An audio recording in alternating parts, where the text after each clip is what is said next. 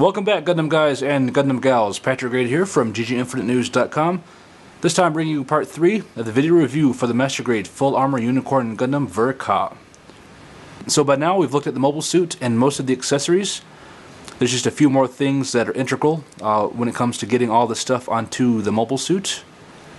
And I'll show you that as we go along, as well as how to combine the elements together so they can go onto the mobile suits. So this may take a while to get through, and it may be a little clumsy while I'm doing it, but I'll do the best I can. So stand by. Alright, so let's go and do the easiest thing first, and that's to install the grenade packs on the legs here. You simply peg them into place on either side.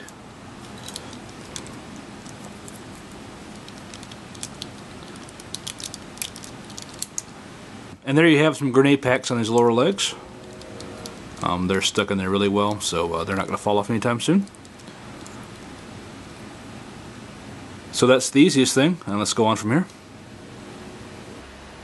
So next up, I'm going to show you how to overload the forearms with 2 beam Gatling guns, a hyper beam javelin, and a shield on each side. So even though it looks pretty difficult, it's not too bad actually getting it together. And here is how. So to start putting this puzzle together, take one of the 2 hyper beam javelins, and then also one of the 2 attachment pieces that look like this. And I kind of showed you this before with the shields in the first video, but this actually has 3 connection areas. The shield slides down in this groove here. The hyper beam javelins connect to these 2 outside rectangle pegs here, and these 2 grippy hands connect to the beam Gatling guns. So this single piece connects to 3 different parts. So what you want to do is take your hyper beam javelin, and inside each arm here are these rectangle pegs, and that's where these guys go. So with the triangle on the outside and the Gatling gun hands facing you,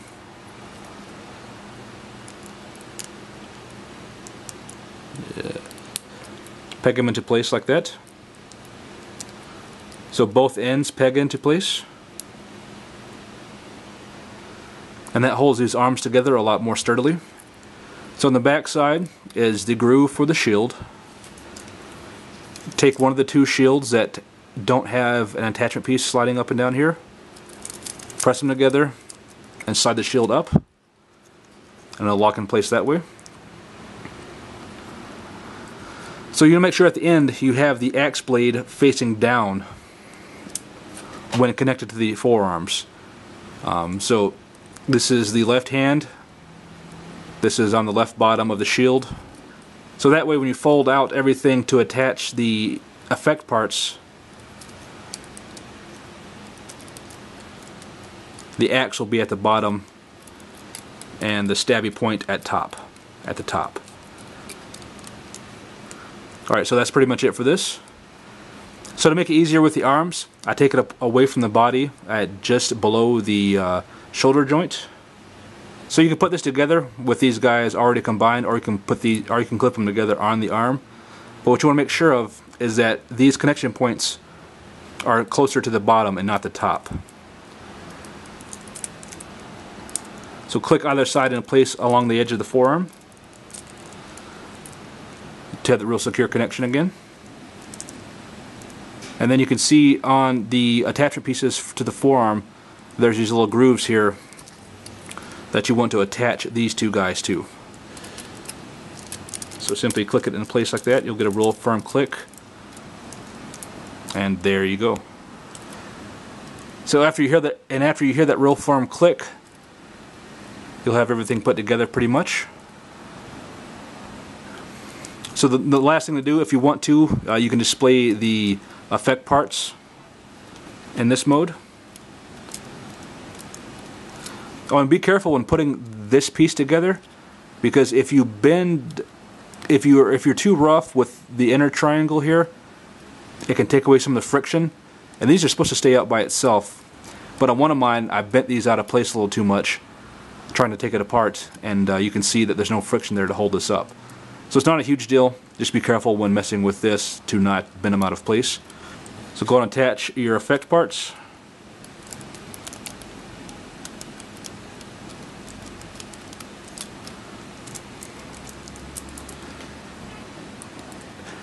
So there you have a very complete and thoroughly intimidating weapon setup on each of the arms.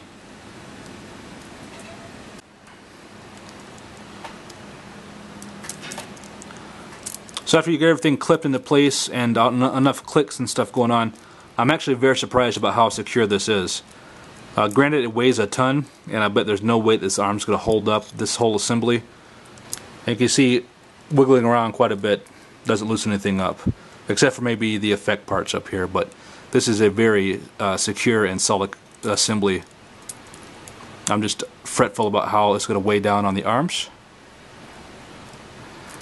So the nice thing is that you can change both of them up. You can have one with the effect parts on and one without, or both with them on. So so this is a very cool way to display all these weapons. It gives you a couple options of how to pose them and how to display them. So I think the setup is really cool. So if you wanted to squeeze a little more firepower out of each arm, you can also squeeze in the beam magnums on each hand too. So there's just a little bit more firepower going on there. So if you thought the arms are impressive, wait till you see the backpack. So you start off with the normal backpack here, and then we have this accessory that goes around it to add some more connection points. So what you want to do first, just to be careful, is take off the beam saber assemblies, just so these guys don't get snapped or whatever, because they're just essentially pegs sticking out. So take those guys off. Alright, so then grip your extra accessory here at the bottom of the little hinge thing. Take your backpack. These grooves in the backpack are supposed to line up with the grooves here. Just slot that into place like that. So as it stands like this, the backpack is pretty loose inside this assembly. But this little peg right here on the swinging arm pegs into place here on the backpack. So swing that up. It's a little tricky to get in there. You kind of have to bend the plastic a little bit more than normal, but once you get it in place, you have a very secure connection. And you can also swing out the you can also expose the psycho frame by swinging out the flaps here. So this is a little bit different than how they show it in the manual. I like to put this arm in place first just because it's less fiddly that way. So you may have noticed on either side of the swinging arm here, there's these notches that look very similar to what is on the forearm. So grab your third and last beam Gatling gun combo here and put it in place here just like you would on the forearms. And then grab your unique connection point here that slots into place on these pegs.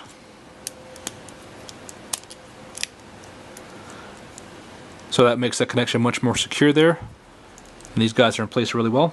And then take the last shield with this attachment point here and peg it into place.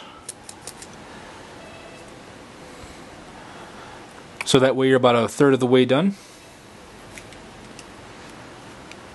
Next up, grab each of the hyper bazookas, flip out this attachment point here at the bottom, and these guys peg into place here along this groove. You want to make sure that the grenade packs are on the inside of the backpack.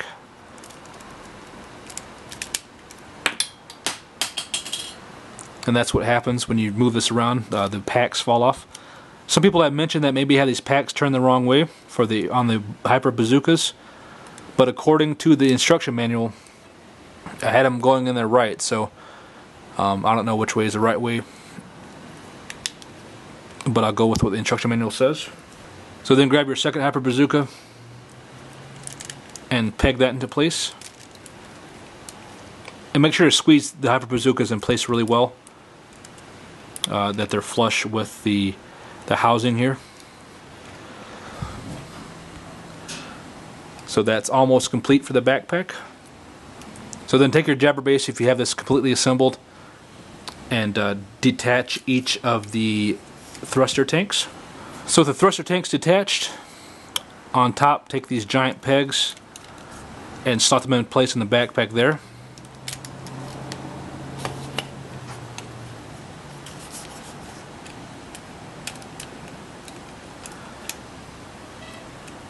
And there is the extremely heavy, extremely large and pretty awesome backpack. So this thing probably weighs twice as much as the kit, I would say, especially on the bottom part here. So this is quite heavy,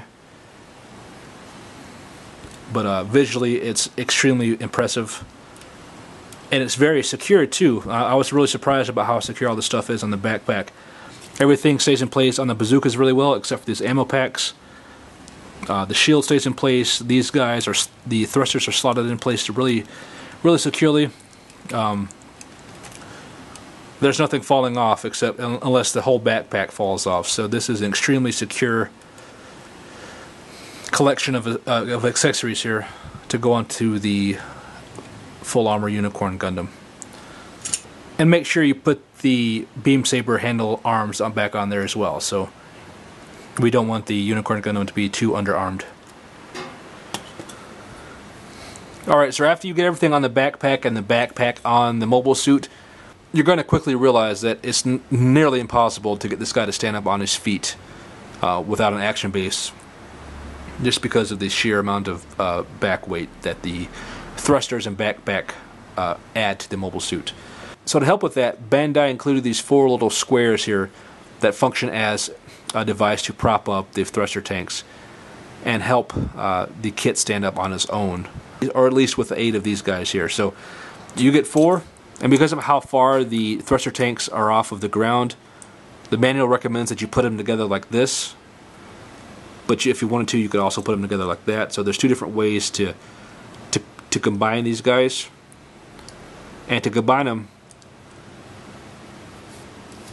you have 2 of these little clippy devices for each of the sets, and they go inside here on this hook here. So get it in place on one of them. You hear a really nice click. Kind of swivel back and forth that way. Line up your second piece, and that way it holds the one end together.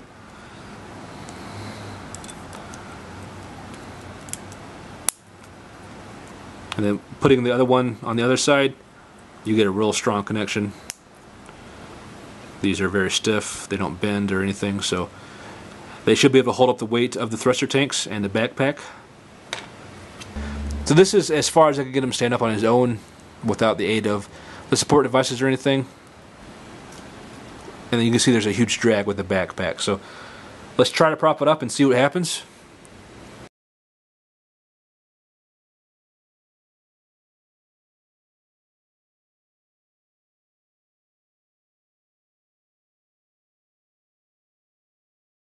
Alright, so here's the best I could do. And a couple things fall off. The Hyper Beam Javelin tip hits the ground, so that came off. The Beam Magnum came out of hand. Of course, this stuff came off the backpack.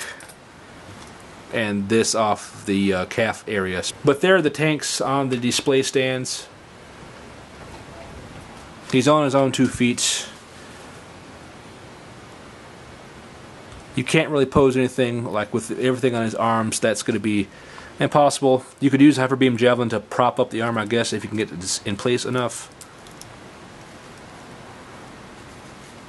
But you can tell the elbow joints just aren't going to hold up by themselves. So while it looks amazing, it can be frustrating to get it here, and you're going to need some extra help to get the arms posed in some kind of attack position or something. There's just too much drag on the shoulder joints and the elbow joints. And even the stands, they're not all that secure. They're definitely on the edge of sliding one way or another with the weight on top like that. So if the channels on the tanks were a little more deep to give them some extra grip for the display stands to hold on to, that would have been helpful. And the plastic, the plastic, it doesn't have much grip by itself, so these need some rubberized feet or something on them to help get some extra stability. But it can be done. I mean, I guess if you're really stubborn enough, you can get everything working right on the ground without an action stand. That's a real glutton for punishment in my mind, but more power to you if you want to do that. And this makes me respect the photographers for the hobby magazines and all that kind of stuff a lot more. Just dealing with these kind of kits, getting everything posed right. that's a pretty amazing talent and a practice of frustration, I'm sure.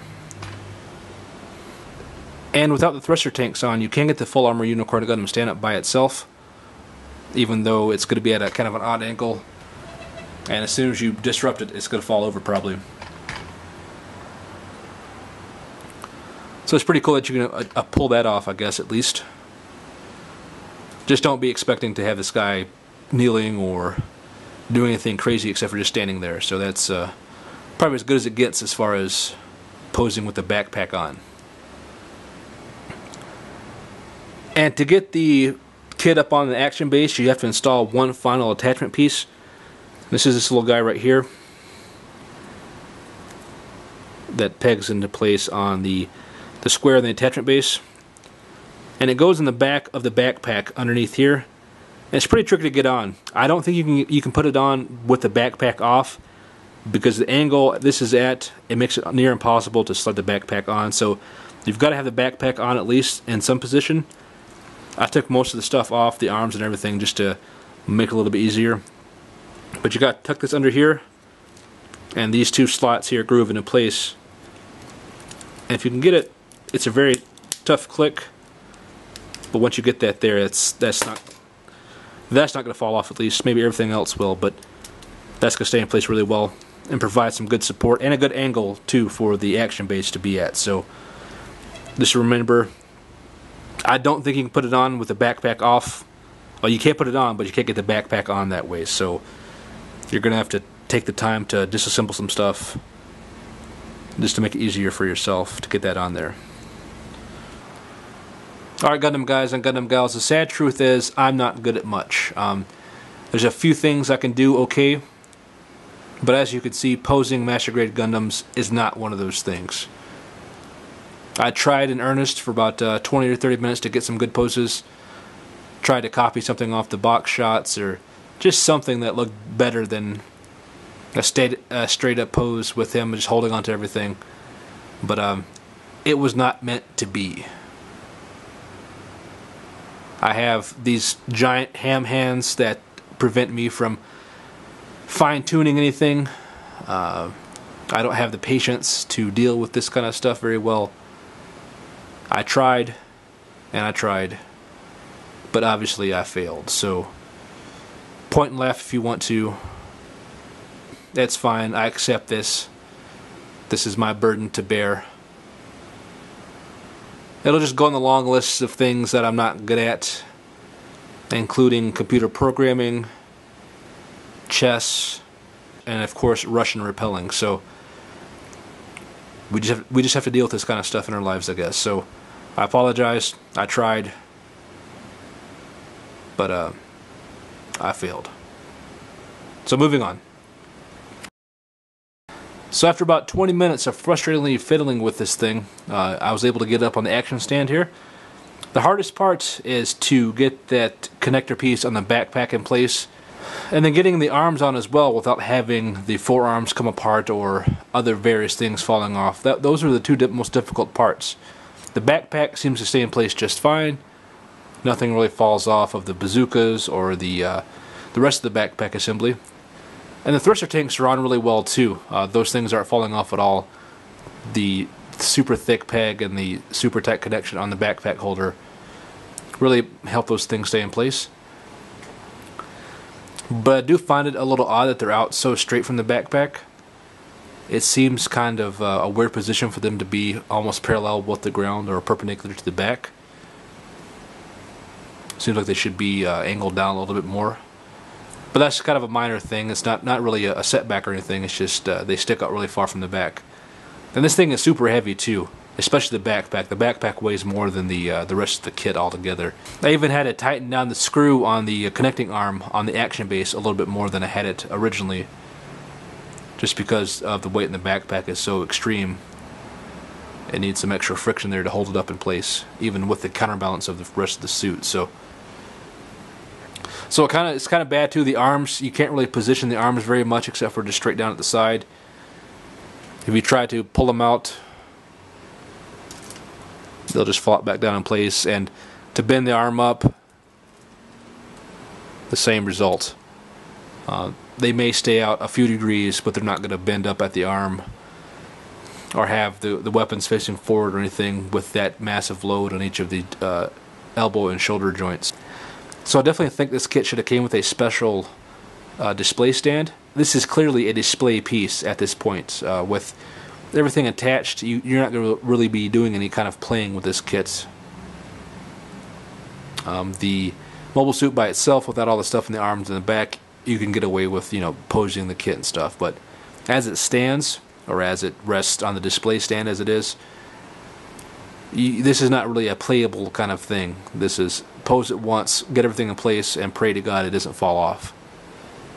It'll look good doing it, and it'll be one of the biggest kits on your shelf, that's for sure. It beats the double O riser, unless you have the O, I guess. In sheer mass, the O has this thing beat, but as far as weapons, accessories, backpack, this kit has everything else beat out pretty handedly. So for positives on this kit, just the sheer amount of stuff you get to build is pretty amazing. With all the weapons, even though you're making a lot of duplicates of the weapons, the Gatling guns and the hyper bazookas, for example, putting everything together is pretty fun. Even having to deal with 6 Gatling guns, it didn't take too long. Like I said before, they're all on one sprue each, so that makes the whole process a lot quicker. And the mobile suit itself, this destroy mode is pretty attractive, especially with everything else attached to it. It really feels more complete that way. Just with the mobile suit and destroy mode by itself, it feels a little lanky and too tall and just too kind of thin, or just too light, I guess, all around. But having all these weapons everywhere, it really bulks up the kit, obviously, and makes it feel a lot more complete. The green cycle frame is nice. The pink effect parts on the hyper beam javelins are really nice. The color separation, especially the red on the grenade packs and the missile packs and on the thrusters, that's a really nice touch. It's nice to see that separation. So all in all, this kit is visually very impressive. If you saw this, hanging out at a store or on your friend's shelf, you definitely have a double take looking at everything, just seeing how massive it is and how everything holds together really well on the backpack especially. So there's a lot going on, and it's really intricate too. It's a very much a puzzle getting everything on the mobile suit, although it clearly has directions. But overall, the kit's very impressive visually, and the build is not too bad. It'll take the average builder quite a while to get everything finished. Not saying that I'm a great builder, but I definitely rush through it and try to get the review up as quickly as possible. So there's a lot here to do, and a lot here to enjoy too. And if you took the time to do all the decals and extra panel lining and stuff that I obviously did not do, you would have even more enjoyment out of the kit if you dig that kind of stuff. But of course, there are some negatives. The worst thing for me on almost any master grade, especially ones with these kind of attachments or this many accessories, is posing it. It's very difficult, for me at least, to get these kind of kits in a good pose that you saw like on the box or whatever. Especially when you have the heavy weapons on the arms and the difficult task of getting everything to stay in place. It's not too prone to fall apart, but when it does, especially in the forearms, it can really be trouble. Getting everything back together. My biggest thing was getting the hands to hold onto the weapon. You can see I have one of the beam magnums in one hand, but the other hand I just couldn't get it to stay in place. So, of course, any master grade with this amount of accessories is just going to be a pain to pose and to, recreate the images that you see in Dengeki Hobby or on the side of the box. It really gives me a lot of respect for the photographers and the people who do all the advertising shots. I don't know how they're able to get everything to stay in place like that. I'm sure there's special tricks they do with glue and all that kind of stuff, but it's pretty amazing to see how difficult it really is to pose these kind of kits. And I think Bandai should have gone a little further as far as including a special action base or display stand. The typical action base works okay, but all you can really do, as far as I'm concerned, as far as my limited posing abilities go, is just get it to stand there with arms at its side, and that does look impressive. But I can't get any poses with the hands in the air or the arms in the air. So of course it would be nice to have some kind of display stand that would help facilitate those kind of poses. An extra $10 or $15 or so wouldn't have been a big deal at this point. You're already over $100, so why not go a little bit further and just make everything work better? But those are my only two real complaints, just the weight of the arms and the difficulty of posing. But that's nothing unique to this kit. The Double O Riser and 7 Sword G had the same problems. And it would have been nice, again, to have an extra display stand to help with posing. But again, this kit is amazing as it is. The amount of time you'll spend building everything, and how it looks when you get finished, especially if you go the step further and do all the decals and maybe painting or extra panel lining or whatever. You can have an amazing display piece with this that would, look awesome. And there are enough different combinations that you can do. Each arm has a couple different variations you can pull off, like the exposed hyper beam javelin with the effect parts, or everything folded up looking nice and neat. So there's different options that you have, and as well as a transformable mobile suit, and having the extra jabber base if you want to have it in unicorn mode riding on this guy. So that this kit just provides a lot of options and opportunities to have a really nice display piece. I know I've said that a lot, but it's a fitting analysis for this kit in particular. But I would highly recommend buying this kit, just for the experience of getting such a complete master grade with so many weapons and so many unique parts. And it was just a fun build all around, for me at least. Again, it's not perfect, and no master grade is. There's always going to be some fault here or there. But all in all, it's a really good way to spend your Gundam dollars. I would definitely recommend, if you have the time and the patience to do so, to pick this kit up and enjoy a couple weeks, or at least a couple days, putting everything together and getting it up on the shelf next to the Double O Riser or the High New Gundam or any of the other awesome display pieces. So thanks a lot for watching the review. I really appreciate all your time and all your comments especially. So give me a like if you like the video. Please subscribe to my channel. And of course leave me comments telling me what you think. I'm sure there are things I got wrong in here, but this is the best I could do at this point. It can be difficult getting everything together and in perfect transformable order. So again, thanks for watching, and stay tuned for more reviews, and I'll see you soon.